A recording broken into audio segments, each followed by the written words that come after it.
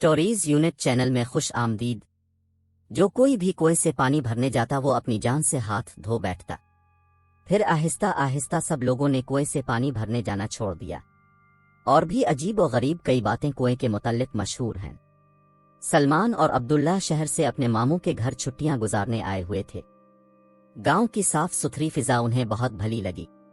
दोनों कजिन के आने से हमजा बहुत खुश था। वो आपस में बहुत गहरे दोस्त भी थे। सुबह नाश्ते के दौरान अब्दुल्ला को कुछ याद आया तो वो बोला, मामू जान, इस गांव में एक बहुत मशहूर कुआं है। इस कुएं के बारे में सब लोग अजीब और गरीब बातें करते हैं। हमें भी वो कुआं देखना है।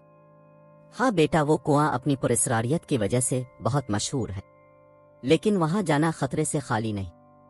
आखिर काफी मिन्नत समाजत के बाद उन्हें इजाजत मिल गई। वो कुआं गांव से काफी दूर है, जहां से जंगल शुरू हो जाता है।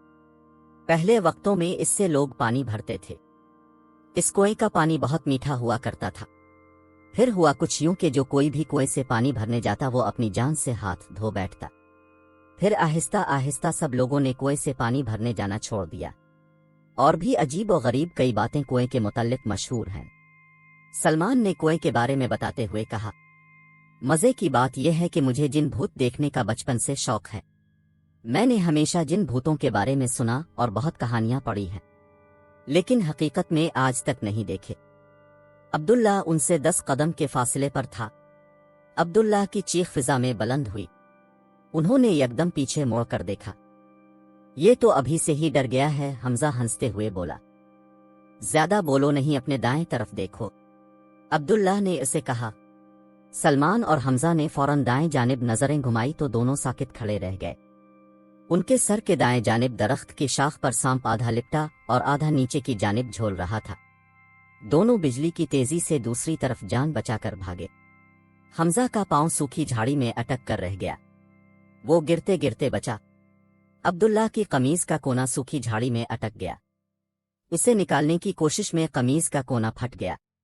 वो देखो, मुझे कुएं की दीवारें नजर आने लगी हैं, अब्दुल्ला ने जोर से नारा लगाया। वो तीनों सस्ताने के लिए रुककर एक घने पेड़ के साथ टेक लगाकर आराम करने लगे।